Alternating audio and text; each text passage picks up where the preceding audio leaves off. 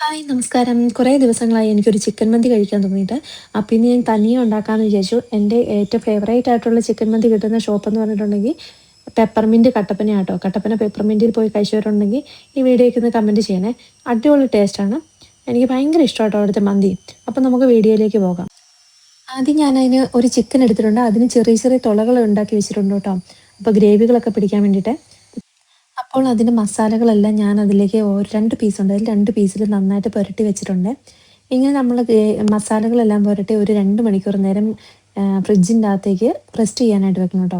അപ്പോൾ 2 മണിക്കൂർ കഴിഞ്ഞു. റെസ്റ്റ് ചെയ്യാനായിട്ട് വെച്ച ചിക്കൻ ഞാനെടുത്ത് ഇതുപോലൊരു ട്രേയിലേക്ക് വെച്ച് കൊടുക്കുന്നുണ്ട്.